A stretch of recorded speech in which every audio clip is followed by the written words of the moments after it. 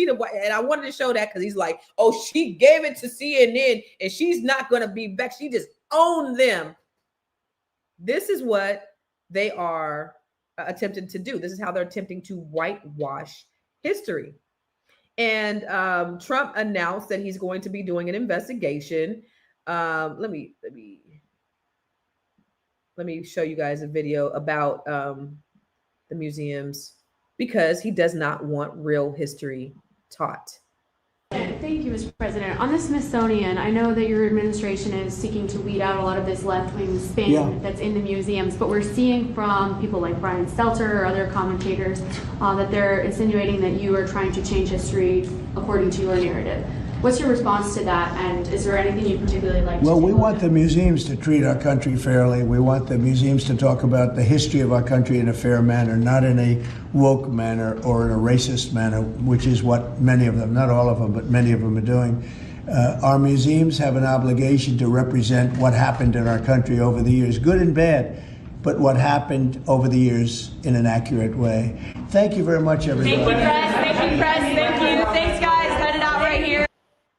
You see, he don't really have a whole lot to say. He's out of his depth too, right? He's just basically talking whoever is pulling the strings behind him, who wants to just whitewash history, because he really doesn't know. Remember, he didn't even know who Frederick Douglass was, talking about, and he's becoming more popular over time. What are you talking about, Frederick Douglass?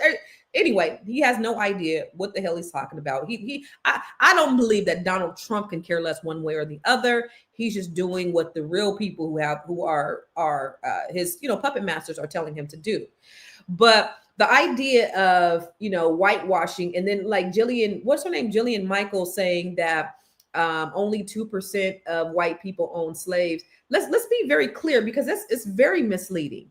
Let's start with the 2%. All right. Even if only a small percentage of white people personally own slaves in the entire U.S. economy, the North and the South was built on slavery, cotton and tobacco, banking, shipping, insurance, railroads. I did a video a couple of weeks ago that talked about the 18 companies that benefited from slavery, that have made millions and billions of dollars, that have contributed to the overall economy of the United States.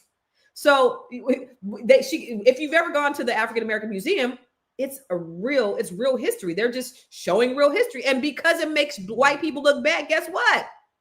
That's what it is, because there's no one else, there's no other culture, no other race of people who have brutalized other people in the way the white people have. You talk about, slavery has been around, and here's a favorite. This is what I get all the time on my posts. Black Africans sold their people into slavery. What they didn't know, because Africans had slaves. It wasn't chattel slavery. It wasn't the type of brutality that was here on American soil.